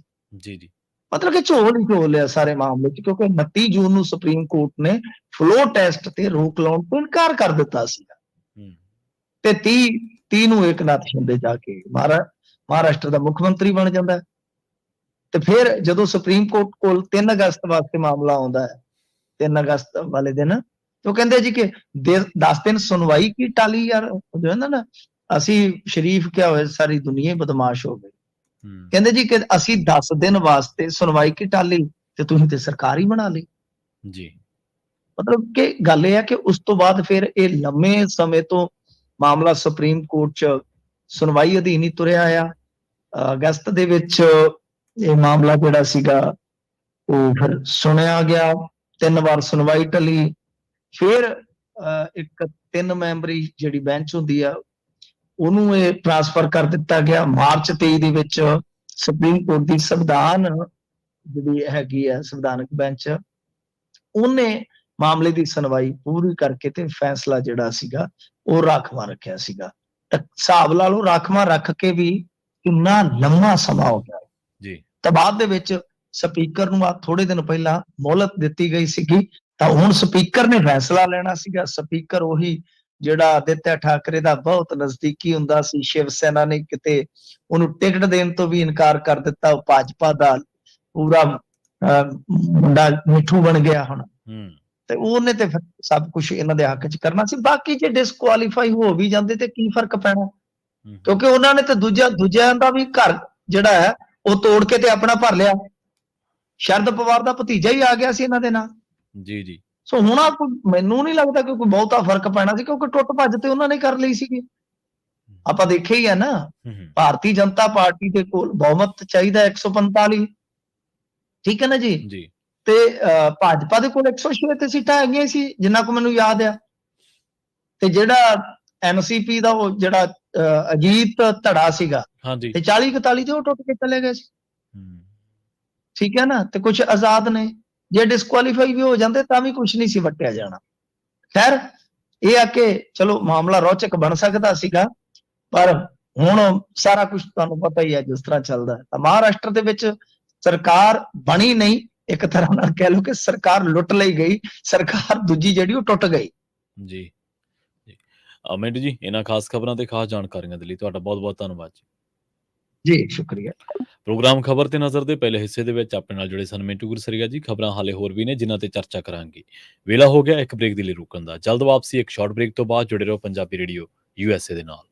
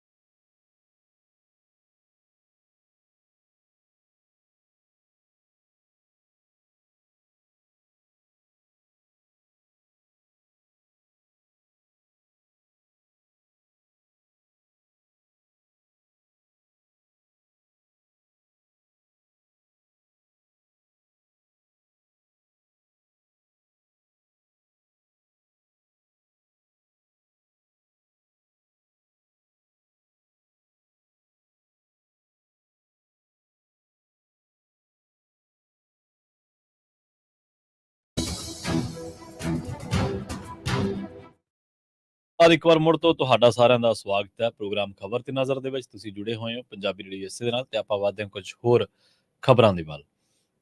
ਭ੍ਰਿਸ਼ਟਾਚਾਰ ਦੀ ਗੱਲ ਕਰਾਂਗੇ। ਭ੍ਰਿਸ਼ਟਾਚਾਰ ਦੇ ਵਿਰੁੱਧ ਬੇਸ਼ੱਕ ਮਾਨ ਸਰਕਾਰ ਨੇ ਕਾਂਗਰਸੀਆਂ ਤੇ ਅਕਾਲੀਆਂ ਦੇ ਵਿਰੁੱਧ ਕਾਰਵਾਈ ਵਿੱਢੀ ਹੋਈ ਹੈ ਤੇ ਆਪਾਂ ਵੀ ਇਹ ਕਹਿੰਦੇ ਹਾਂ ਕਿ ਜਿਹੜਾ ਕੋਈ ਵੀ ਭ੍ਰਿਸ਼ਟਾਚਾਰੀ ਹੈ ਉਹਦੇ ਵਿਰੁੱਧ ਕਾਰਵਾਈ ਹੋਣੀ ਚਾਹੀਦੀ, ਚਾਹੇ ਉਹ ਕਿਸੇ ਵੀ ਪਾਰਟੀ ਦੇ ਵਿੱਚ ਹੈ। ਹੁਣ ਪੰਜਾਬ ਦੇ ਲੋਕਪਾਲ ਜਸਟਿਸ ਵਿਨੋਦ ਕੁਮਾਰ ਸ਼ਰਮਾ ਦੀ ਅਦਾਲਤ ਨੇ ਭ੍ਰਿਸ਼ਟਾਚਾਰ ਦੇ ਮਾਮਲੇ ਦੇ ਵਿੱਚ ਸਥਾਨਕ ਸ਼ਹਿਰੀ ਹਲਕੇ ਤੋਂ ਹਾਕਮ ਧਿਰ ਦੀ ਵਿਧਾਇਕਾ ਡਾਕਟਰ ਅਮਨਦੀਪ ਕੌਰ ਅਰੋੜਾ ਤੇ ਹੋਰਾਂ ਨੂੰ 16 ਫਰਵਰੀ ਨੂੰ ਸਵੇਰੇ 11 ਵਜੇ ਤਲਬ ਕੀਤਾ। ਉਹ ਖੁਦ ਜਾਂ ਆਪਣੇ ਵਕੀਲ ਰਾਹੀਂ ਵੀ ਪਹੁੰਚ ਕਰ ਸਕਦੇ ਨੇ। ਇਸ ਸੰਬੰਧੀ ਸ਼ਿਕਾਇਤ ਹਰਸ਼ ਨੇ ਦਿੱਤੀ ਹੈ, ਜੋ ਕਿ ਵਿਧਾਇਕਾ ਦਾ ਸਾਬਕਾ ਪੀਏ ਹੋਣ ਦਾ ਦਾਅਵਾ ਕਰ ਰਿਹਾ, ਜਦੋਂ ਕਿ ਵਿਧਾਇਕਾ ਨੇ ਕਿਹਾ ਕਿ ਹਰਸ਼ ਕਦੇ ਵੀ ਉਸ ਦਾ ਪੀਏ ਨਹੀਂ ਰਿਹਾ। ਹਰਸ਼ ਵੱਲੋਂ ਵਿਧਾਇਕਾ ਡਾਕਟਰ ਅਮਨਦੀਪ ਕੌਰ ਅਰੋੜਾ ਤੇ ਉਹਨਾਂ ਦੇ ਪਰਿਵਾਰਕ ਮੈਂਬਰਾਂ ਦੇ ਖਿਲਾਫ ਗੰਭੀਰ ਦੋਸ਼ ਲਗਾਏ ਗਏ ਨੇ। ਲੋਕਪਾਲ ਵੱਲੋਂ ਜਾਰੀ ਸੰਮਣ ਦੇ ਵਿੱਚ ਸ਼ਿਕਾਇਤਕਰਤਾ ਵੱਲੋਂ ਸਰਕਾਰੀ ਜ਼ਮੀਨਾਂ ਉੱਪਰ ਕਬਜ਼ਾ, ਭ੍ਰਿਸ਼ਟਾਚਾਰ, ਬੇਨਾਮੀ ਜਾਇਦਾਦ ਇਕੱਠੀਕਰਨ ਅਤੇ ਧਰਮਕੋਟ ਦੇ ਮਾਲ ਪਟਵਾਰੀ ਨਵਦੀਪ ਸਿੰਘ ਨੂੰ ਬਲੈਕਮੇਲ ਕਰਕੇ 25 ਲੱਖ ਰੁਪਏ ਲੈਣ ਵਰਗੇ ਗੰਭੀਰ ਦੋਸ਼ ਲਾਏ ਨੇ। ਉਧਰ ਦੂਜੇ ਪਾਸੇ ਵਿਧਾਇਕਾ ਡਾਕਟਰ ਅਮਨਦੀਪ ਕੌਰ ਅਰੋੜਾ ਨੇ ਕਿਹਾ ਕਿ ਗਿਣੀ ਮਿੱਥੀ ਸਾਜ਼ਿਸ਼ ਦੇ ਤਹਿਤ ਉਹਨਾਂ ਦਾ ਸਿਆਸੀ ਭਵਿੱਖ ਖਰਾਬ ਕਰਨ ਦੇ ਲਈ ਕਥਿਤ ਝੂਠੀਆਂ ਸ਼ਿਕਾਇਤਾਂ ਕੀਤੀਆਂ ਗਈਆਂ ਨੇ ਅਤੇ ਜਾਂਚ ਕਰਵਾਉਣ ਤੋਂ ਪਹਿਲਾਂ ਹੀ ਉਹਨਾਂ ਨੂੰ ਬਦਨਾਮ ਕਰਨ ਦੇ ਲਈ ਸੋਸ਼ਲ ਮੀਡੀਆ ਉੱਤੇ ਵੀਡੀਓਜ਼ ਵਾਇਰਲ ਕੀਤੀਆਂ ਗਈਆਂ ਨੇ। ਉਹ ਪਹਿਲਾਂ ਹੀ ਸਾਰਾ ਮਾਮਲਾ ਮੁੱਖ ਮੰਤਰੀ ਭਗਵੰਤ ਮਾਨ ਦੇ ਧਿਆਨ ਦੇ ਵਿੱਚ ਲਿਆ ਚੁੱਕੇ ਨੇ। ਉਹਨਾਂ ਦਾਅਵਾ ਕੀਤਾ ਹੈ ਕਿ ਸ਼ਿਕਾਇਤਕਰਤਾ ਨੂੰ ਕਦੇ ਵੀ ਆਪਣਾ ਪੀਏ ਨਹੀਂ ਰੱਖਿਆ, ਸਗੋਂ ਉਸਨੇ ਪੀਏ ਹੋਣ ਦੀ ਗਲਤ ਵਰਤੋਂ ਕੀਤੀ। ਉਹ ਆਮ ਪਾਰਟੀ ਵਰਕਰ ਵਾਂਗ ਉਹਨਾਂ ਦੇ ਘਰੇ ਆਉਂਦਾ ਜਾਂਦਾ ਸੀ। ਵਿਧਾਇਕਾ ਦਾ ਪੱਖ ਵੀ ਆਪਾਂ ਤੁਹਾਨੂੰ ਦੱਸਤਾ ਤੇ ਜਿਹੜੇ ਦੋਸ਼ ਲੱਗੇ ਨੇ ਉਹ ਵੀ ਤੁਹਾਨੂੰ ਦੱਸਤਾ। ਤੇ ਇੱਕ ਚੀਜ਼ ਹੋਰ ਤੁਹਾਡੇ ਸਾਰਿਆਂ ਨਾਲ ਆਪਾਂ ਸ਼ੇਅਰ ਕਰ ਦਈਏ, ਉਹ ਇਹ ਕਿ ਜਦੋਂ ਇਹ ਸਰਕਾਰ ਨੇ ਜਾਣਾ 5 ਸਾਲ ਇਹਨਾਂ ਦੀ ਟੈਨਿਓਰ ਪੂਰੀ ਹੋਣੀ ਹੈ, ਪਤਾ ਨਹੀਂ ਪੰਜਾਬ ਦੀ ਜਨਤਾ ਨੇ ਕਿਹਦੇ ਸਿਰ ਫਤਵੇ ਦਾ ਸਿਹਰਾ ਦੇਣਾ ਹੈ, ਕਿਹਨੂੰ ਮੁੱਖ ਮੰਤਰੀ ਚੁਣਨਾ ਹੈ, ਕਿਹਦੀ ਸਰਕਾਰ ਆਉਣੀ ਹੈ, ਕਿਹੜੀ ਪਾਰਟੀ ਦੀ, ਹਲੇ ਕਿਸੇ ਦਾ ਨਹੀਂ ਪਤਾ। ਕਿਉਂਕਿ ਨਾ ਤਾਂ ਕਿਸੇ ਕੋਲੇ ਕੋਈ ਏਜੰਡਾ ਹੈ, ਨਾ ਪੰਜਾਬ ਦੀ ਕੋਈ ਗੱਲ ਕਰਦਾ, ਸਾਰੇ ਤੂੰ ਮੈਂ, ਉਹਨੇ ਪਰਚਾ ਕਰਤਾ ਜੀ, ਉਹਨੇ ਪਰਚਾ ਕਰਤਾ। ਹੋਰ ਤਾਂ ਹੋਰ ਸੱਤਾਧਾਰੀ ਲੋਕ, ਜਿਨ੍ਹਾਂ ਨੂੰ ਲੋਕਾਂ ਨੇ ਏਡਾ ਵੱਡਾ ਜ਼ਿੰਮਾ ਦਿੱਤਾ, ਉਹ ਵੀ ਇਸ ਲੜਾਈ ਦੇ ਵਿੱਚ ਆਪਣਾ ਵਕਤ ਜ਼ਾਇਆ ਕਰ ਰਹੇ ਆ। ਉਹ ਵੀ ਇਸ ਲੜਾਈਆਂ ਦੇ ਵਿੱਚ ਪੈ ਕੇ ਫਲਾਣੇ ਨੇ ਜੀ ਉਹ ਕਹਿਤਾ, ਆਹ ਕਹਿਤਾ। ਹੁਣ ਇੱਕ ਪਾਸੇ ਜਿਹੜੇ ਕੰਗ ਸਾਹਿਬ ਨੇ ਉਹਨੂੰ ਬੁਲਾ ਰਹੇ ਨੇ ਆਮ ਆਦਮੀ ਪਾਰਟੀ ਦੇ, ਉਹ ਡਿਫੈਂਡ ਕਰਦੇ ਨੇ, ਚਲੋ ਉਹਨਾਂ ਦਾ ਤਾਂ ਕੰਮ ਹੈ। ਦੂਜੇ ਪਾਸੇ ਮੁੱਖ ਮੰਤਰੀ ਭਗਵੰਤ ਮਾਨ ਖੁਦ ਪਰਸਨਲੀ ਮਾਮਲਿਆਂ ਦੇ ਵਿੱਚ ਨਿੱਜੀ ਤੌਰ ਤੇ ਉਤਰੇ ਆਉਂਦੇ ਨੇ, ਜਿਹੜੇ ਕਿ ਕੰਮ ਇਹਨਾਂ ਨੂੰ ਸ਼ੋਭਾ ਹੀ ਨਹੀਂ ਦਿੰਦੇ। ਤੀਜੀ ਗੱਲ ਇਹ ਹੈ ਕਿ ਅਸਲ ਦੇ ਵਿੱਚ ਪੰਜਾਬ ਦੇ ਵਿੱਚ ਜਿਹੜੀ ਹਾਇਰਾਰਕੀ ਆ ਨਾ, ਪੰਜਾਬ ਦੀ ਧਰਤੀ ਇੰਨੀ ਜ਼ਰਖੇਜ਼ ਹੈ ਕਿ ਉੱਥੇ ਪੈਸਾ ਪੈਦਾ ਹੀ ਬਹੁਤ ਹੁੰਦਾ। ਤੁਸੀਂ ਹੱਸੋਗੇ ਕਿ ਲੋਕ ਤਾਂ ਉੱਡ-ਉੱਡ ਕੇ ਬਾਹਰ ਨੂੰ ਭੱਜੀ ਜਾਂਦੇ ਆ। ਤੂੰ ਭਲਾ ਮਾਨਸਾ ਕਹਿ ਰਿਹਾ ਵੀ ਪੈਸਾ ਬਹੁਤ ਪੈਦਾ ਹੁੰਦਾ। ਪੈਸਾ ਪੈਦਾ ਹੁੰਦਾ। ਇਹਨਾਂ ਲੋਕਾਂ ਨੂੰ ਪੈਦਾ ਕਰਨਾ ਆਉਂਦਾ ਪੈਸਾ। ਕਿਵੇਂ ਪੈਦਾ ਹੁੰਦਾ? ਜਿੰਨੀਆਂ ਪਾਰਕਿੰਗਾਂ ਨੇ, ਜਿਹੜੀਆਂ ਵੱਡੇ ਸ਼ਹਿਰਾਂ ਦੇ ਵਿੱਚ, ਉਹਨਾਂ ਦਾ ਰੌਲਾ ਰਹਿੰਦਾ ਹਮੇਸ਼ਾ। ਕੋਈ ਸੱਤਾਧਾਰੀ ਧਿਰ ਹੈ, ਉਹਨਾਂ ਤੇ ਕਾਬਜ਼ ਹੋਣ ਨੂੰ ਫਿਰਦੀ ਹੈ। ਹੁਣ ਕਾਬਜ਼ ਹੋਣ ਨੂੰ ਤਾਂ ਹੀ ਫਿਰਦੀ ਹੈ ਨਾ, ਜੇ ਉਹਨਾਂ ਦੇ ਵਿੱਚ ਕੋਈ ਉਹਨਾਂ ਨੂੰ ਦਿਖਦਾ ਕਿ ਹਾਂ ਇੱਥੇ ਪ੍ਰੋਫਿਟ ਹੈ। ਜਿੰਨੀਆਂ ਸਰਕਾਰੀ ਕੰਟੀਨਾਂ ਨੇ, ਜਿੰਨੀਆਂ ਵੀ ਪ੍ਰਾਪਰਟੀਆਂ ਨੇ। ਇਸ ਤੋਂ ਇਲਾਵਾ ਇਹ ਪਿੱਛੇ ਜਿਹੇ ਤੁਸੀਂ ਸੁਣਿਆ ਹੋਣਾ, ਬਠਿੰਡਾ ਦੇ ਵਿੱਚ ਪਾਰਕਿੰਗ ਦੇ ਮਾਮਲੇ ਨੂੰ ਲੈ ਕੇ ਗੈਂਗਸਟਰ ਨੇ ਫੋਨ ਕੀਤਾ ਸੀ ਇੱਕ ਬੰਦੇ ਨੂੰ ਤੇ ਉਸ ਤੋਂ ਬਾਅਦ ਉਹਦਾ ਕਤਲ ਹੋ ਗਿਆ ਸੀਗਾ। ਮੇਲਾ ਉਹਦਾ ਨਾਮ ਸੀ ਸ਼ਾਇਦ, ਛੋਟਾ ਨਾਮ ਮੈਨੂੰ ਯਾਦ ਆ, ਵੱਡਾ ਨਾਂ ਨਹੀਂ ਮੈਨੂੰ ਯਾਦ। ਜਿੰਨੇ ਵੱਡੇ ਸ਼ਹਿਰਾਂ ਦੇ ਵਿੱਚ ਹੋਰ ਸਰਕਾਰੀ ਥਾਵਾਂ ਨੇ, ਸਾਰਿਆਂ ਤੋਂ ਹਫ਼ਤੇ, ਮਹੀਨੇ ਵਸੂਲੇ ਜਾਂਦੇ ਆ। ਜਿੰਨੇ ਨਜਾਇਜ਼ ਕਾਰੋਬਾਰ ਕਰਨ ਵਾਲੇ ਨੇ, ਜਿੰਨੇ ਨਜਾਇਜ਼ ਹੋਟਲ ਚੱਲਦੇ ਨੇ, ਜਿੰਨੇ ਨਜਾਇਜ਼ ਹੋਰ ਕੰਮ ਕਾਰੋਬਾਰ ਚੱਲਦੇ ਨੇ, ਕਚਹਿਰੀਆਂ ਦੇ ਵਿੱਚ, ਜਨਤਕ ਥਾਵਾਂ ਦੇ ਉੱਤੇ, ਕੋਈ ਬੱਸ ਅੱਡਿਆਂ ਦੇ ਵਿੱਚ, ਕਿਤੇ ਵੀ, ਉਹ ਸਾਰਾ ਇਹ ਪੈਸਾ ਬਣਦਾ ਇਹਨਾਂ ਲੋਕਾਂ ਨੂੰ। ਚਾਹੇ ਉਹ ਅਫਸਰਸ਼ਾਹੀ ਹੈ, ਚਾਹੇ ਉਹ ਸਾਡੇ ਐਮਐਲਏਜ਼ ਨੇ, ਚਾਹੇ ਕਿਸੇ ਵੀ ਪਾਰਟੀ ਦੇ ਨੇ। ਉਹਨਾਂ ਨੂੰ ਬੇਸ਼ੱਕ ਕੋਈ ਕਹਿੰਦਾ ਕਹਾਉਂਦਾ ਐਮਐਲਏ ਆ, ਅਸੀਂ ਆਪ ਆਪਣੇ ਅੱਖੀ ਦੇਖਿਆ ਵੱਡੇ ਇਮਾਨਦਾਰਾਂ ਨੂੰ ਡਿੱਗਦਿਆਂ ਹੋਇਆਂ। ਜਦੋਂ ਉਹਨਾਂ ਨੂੰ ਕਹਿ ਦਿੰਦਾ ਕਿ ਤੁਹਾਡੇ ਤੇ ਨਾ ਤਾਂ ਕੋਈ ਐਲੀਗੇਸ਼ਨ ਆਉਣਾ, ਨਾ ਤੁਹਾਨੂੰ ਅਸੀਂ ਰਕਮ ਹੀ ਟ੍ਰਾਂਸਫਰ ਕਰਨੀ ਹੈ, ਅਸੀਂ ਆਪੇ ਉਹ ਪੈਸਾ ਕਿਸੇ ਹੋਰ ਮੋਡ ਰਾਹੀਂ ਤੁਹਾਨੂੰ ਦਿਆਂਗੇ, ਤੁਸੀਂ ਬਸ ਉਹਨੂੰ ਐਕਸੈਪਟ ਕਰਨਾ। ਹੁਣ ਤੁਸੀਂ ਦੇਖੋ ਕਿ ਜੇਕਰ ਇੱਕ ਛੋਟੀ ਜਿਹੀ ਤਹਿਸੀਲ ਹੈ, ਕੋਈ ਸ਼ਹਿਰ, ਮੰਨ ਲਓ ਕੋਈ ਮਲੋਟ ਵਰਗਾ ਸ਼ਹਿਰ ਹੈ, ਜਾਂ ਕੋਈ ਹੋਰ ਸ਼ਹਿਰ ਹੈ, ਜ਼ੀਰੇ ਵਰਗਾ ਕੋਈ ਸ਼ਹਿਰ ਹੈ, ਮਖੂ ਵਰਗਾ ਕੋਈ ਸ਼ਹਿਰ ਹੈ, ਜੇਕਰ ਉੱਥੋਂ ਕਿਸੇ ਵਿਧਾਇਕ ਨੂੰ ਕੋਈ 80-90 ਹਜ਼ਾਰ ਕੋਈ ਜਵਾਰੀਆ ਦੇ ਰਿਹਾ, ਕੋਈ ਸੱਟੇਬਾਜ਼ ਦੇ ਰਿਹਾ, ਤੇ ਤੁਸੀਂ ਦੇਖੋ ਕਿੰਨੇ ਪੈਸੇ ਕਮਾਉਂਦਾ ਹੋਊਗਾ। ਜੇਕਰ ਇੱਕ ਸ਼ਹਿਰ ਦੇ ਵਿੱਚੋਂ ਇੱਕ ਪਾਰਕਿੰਗ ਲੈਣ ਵਾਲਾ ਬੰਦਾ, ਜਿਹਨੇ ਕੋਈ ਸਰਕਾਰ ਨੂੰ ਕੋਈ ਖਜ਼ਾਨੇ ਦੇ ਵਿੱਚ ਠੇਕਾ ਨਹੀਂ ਦੇਣਾ, ਕੋਈ ਭਰਨਾ ਨਹੀਂਗਾ, ਨਾ ਹੀ ਉਹਦਾ ਕੋਈ ਟੈਂਡਰ ਹੋਣ ਦੇਣਾ, ਨਾ ਹੀ ਕੁਛ ਹੋਰ ਹੋਣ ਦੇਣਾ, ਉਹਨੇ ਸੀਐਮਓ ਨੂੰ ਜਾਂ ਉਹਨੇ ਸੰਬੰਧਿਤ ਐਮਐਲਏ ਨੂੰ ਉਹਨੇ ਕਹਿਣਾ, ਯਾਰ ਮੈਂ ਮਹੀਨੇ ਦਾ ਤੁਹਾਨੂੰ 20,000 ਦੇ ਦੂੰਗਾ, ਤੁਸੀਂ ਕੀ ਲੈਣਾ ਟੈਂਡਰ ਕੱਢ ਕੇ? ਉਹ ਕਹਿੰਦਾ ਚੱਲ ਠੀਕ ਆ, ਆਪਾਂ ਨੂੰ 20,000 ਕੀ ਮਾੜਾ। ਤੁਸੀਂ ਦੇਖੋ ਕਿ ਉੱਥੇ ਕਿੰਨੇ ਹਸਪਤਾਲ ਹੋਣਗੇ, ਕਿੰਨੀਆਂ ਸਰਕਾਰੀ ਪ੍ਰਾਪਰਟੀਆਂ ਹੋਰ ਹੋਣਗੀਆਂ ਜਿੱਥੇ ਪਾਰਕਿੰਗਾਂ ਹੋਣਗੀਆਂ, ਕਿੰਨੇ ਹੋਰ ਦਫ਼ਤਰ, ਸੰਬੰਧ ਦਫ਼ਤਰ ਹੁੰਦੇ ਆ, ਤਹਿਸੀਲ ਦੇ ਆ, ਜਾਂ ਕੋਈ ਕਚਹਿਰੀਆਂ ਦੇ ਆ, ਜਾਂ ਕੋਈ ਥਾਣਾ, ਕਿੰਨਾ ਕੁਛ ਹੀ ਚੱਲਦਾ ਨਾ ਪੰਜਾਬ ਦੇ ਵਿੱਚ। ਤੇ ਪੈਸਾ ਜਾਂਦਾ ਕਿੱਥੋਂ ਆ? ਲੋਕਾਂ ਦੀ ਜੇਬ ਦੇ ਵਿੱਚੋਂ। ਹੁਣ ਅਗਲਾ ਜਿਹੜਾ ਪੈਸੇ ਦਾ ਵੱਡਾ ਸੋਰਸ ਆ ਉਹ ਹੈ ਨਜਾਇਜ਼, ਚਾਹੇ ਟਰਾਂਸਪੋਰਟੇਸ਼ਨ ਹੈ, ਚਾਹੇ ਮਾਈਨਿੰਗ ਹੈ। ਮਾਈਨਿੰਗ ਦੇ ਵਿੱਚ ਕੀ ਹੈ, ਜੇਸੀਬੀ ਨੇ ਟਿੱਪਰ ਭਰ ਦੇਣੇ ਆ, ਟਿੱਪਰ ਆ ਕੇ ਲੈ ਜਾਣਾ, 25-30 ਹਜ਼ਾਰ ਦਾ ਟਿੱਪਰ ਲੈਂਦਾ ਇੱਕ ਪੰਜਾਬ ਦੇ ਵਿੱਚ, ਜਦੋਂ ਰੇਤਾ ਆਮ ਮਿਲ ਰਿਹਾ ਹੁੰਦਾ। ਉਹ ਪੈਸਾ ਕਿੱਧਰ ਜਾਂਦਾ? ਜਿੱਥੋਂ ਮੰਨ ਲਓ ਸਰਕਾਰ ਨੇ ਇੱਕ ਖੱਡ ਅਲਾਟ ਕਰਤੀ, ਮੰਨ ਲਓ ਕਿਸੇ ਵੀ ABC ਨੂੰ ਖੱਡ ਅਲਾਟ ਕਰਤੀ, ਉਹਨੂੰ ਸਰਕਾਰ ਨੇ ਕਹਿ ਤਾ ਅਲਾਟਮੈਂਟ ਦੇ ਵਿੱਚ ਕਿ ਤੂੰ ਭਾਈ ਇੰਨੇ ਮੀਟਰ, ਇੰਨੇ ਕਿਲੋਮੀਟਰ, ਇੰਨੇ ਫੁੱਟ ਦੀ ਡੂੰਘਾਈ ਤੱਕ ਤੂੰ ਕਰ ਸਕਦਾ ਆਪਦੀ ਖੁਦਾਈ, ਉੱਥੋਂ ਤੱਕ ਤਾਂ ਤੂੰ ਦਿੱਤਾ ਕਰੋੜਾਂ ਰੁਪਈਆ। ਪਰ ਉਹ ਕੀ ਕਰਦਾ ਬੰਦਾ, ਉਹ ਉੱਥੇ ਨਹੀਂ ਖੜਦਾ, ਉਦੋਂ 5-5, 10-10 ਕਿੱਲੇ ਗਾਂਹ ਨੂੰ ਤੁਰ ਜਾਂਦਾ, 5-5, 10-10 ਕਿੱਲੇ, ਤੇ ਉਦੋਂ ਤਕਰੀਬਨ 1.5-1.5, 200-200 ਫੁੱਟ ਥੱਲੇ ਨੂੰ ਤੁਰ ਜਾਂਦਾ। ਤੇ ਫਿਰ ਜਦੋਂ ਅਫਸਰ ਆ ਕੇ ਚੈੱਕ ਕਰਦੇ ਆ ਕਿ ਆ ਬਈ ਆ ਕੀ, ਉਹ ਕਹਿੰਦਾ ਜੀ ਤੁਸੀਂ ਰੇਤਾ ਖਾਓ ਚੁੱਪ ਕਰਕੇ, ਮੂੰਹ ਬੰਦ ਰੱਖੋ ਬਸ। ਹੁਣ ਜਿਹੜੇ ਬੰਦੇ ਨੂੰ ਇੱਕ ਟਿੱਪਰ ਜਿਹਦਾ 35-35, 40-40 ਹਜ਼ਾਰ ਦਾ ਲਈ ਜਾਂਦਾ, ਔਰ ਟਿੱਪਰ ਦਾ ਕੀ ਆ ਮਤਲਬ, ਥੋੜੇ ਥਾਂ ਚੋਂ ਰੇਤ ਜਦੋਂ ਆਪਾਂ ਮਾਈਨਿੰਗ ਕਰਦੇ ਹਾਂ, ਥੋੜੇ ਥਾਂ ਚੋਂ ਟਿੱਪਰ ਭਰ ਜਾਂਦਾ, ਔਰ ਉਹ ਬੰਦਾ ਕਿੱਲਿਆਂ ਦੇ ਵਿੱਚ, ਫੁੱਟਾਂ ਦੇ ਵਿੱਚ, ਮੀਟਰਾਂ ਦੇ ਵਿੱਚ ਉਹ ਖੁਦਾਈ ਕਰੀ ਜਾਂਦਾ, ਉਹਨੂੰ ਪੈਸਾ ਅੰਨ੍ਹੇਵਾਹ ਤੁਰਿਆ ਆਉਂਦਾ। ਸਿਆਸੀ ਸੱਤਾਧਾਰੀ ਵੀ ਇਹਨਾਂ ਦੋਸ਼ਾਂ ਤੋਂ ਬਚ ਨਹੀਂ ਸਕੇ। ਆਉਣ ਵਾਲੇ ਦਿਨਾਂ ਦੇ ਵਿੱਚ ਤੁਸੀਂ ਹੋਰ ਬਹੁਤ ਵੱਡੇ ਲੋਕ ਇਸ ਕਾਰੋਬਾਰ ਦੇ ਵਿੱਚ ਲੱਥਪੱਥ ਦੇਖੋਗੇ। ਠੀਕ ਹੈ, ਵਿਧਾਇਕਾ ਸਾਹਿਬ ਨੂੰ ਆਪਾਂ ਇਹ ਨਹੀਂ ਕਹਿੰਦੇ ਕਿ ਉਹਨਾਂ ਨੇ ਇਹ ਕੀਤਾ, ਪਰ ਉਹਨਾਂ ਨੇ ਦੋਸ਼ ਲੱਗੇ ਨੇ ਉਹਨਾਂ ਦੇ ਉੱਤੇ। ਹੁਣ ਉਹ ਜਾ ਕੇ 16 ਫਰਵਰੀ ਨੂੰ ਆਪਣਾ ਪੱਖ ਰੱਖਣ। ਜੇਕਰ ਕਾਨੂੰਨ ਦੀ ਕਚਹਿਰੀ ਦੇ ਵਿੱਚ ਇਹ ਮਸਲਾ ਗਿਆ ਤਾਂ ਕਾਨੂੰਨੀ ਤੌਰ ਤੇ ਹੀ ਨਜਿੱਠਿਆ ਜਾਣਾ। ਪ੍ਰੋਗਰਾਮ ਖਬਰ ਤੇ ਨਜ਼ਰ ਦੇ ਇਸ ਹਿੱਸੇ ਨੂੰ ਆਪਾਂ ਇੱਥੇ ਹੀ ਸਮਾਪਤ ਕਰਾਂਗੇ। ਅਗਲੇ ਹਿੱਸੇ ਦੇ ਵਿੱਚ ਆਪਣੇ ਨਾਲ ਜੁੜਨਗੇ ਡਾਕਟਰ ਗੁਰਜੋਤ ਸਿੰਘ, ਜੋਧ ਆਯੁਰਵੈਦਿਕ ਸੈਂਟਰ, ਟੋਰਾਂਟੋ, ਕੈਨੇਡਾ ਤੋਂ।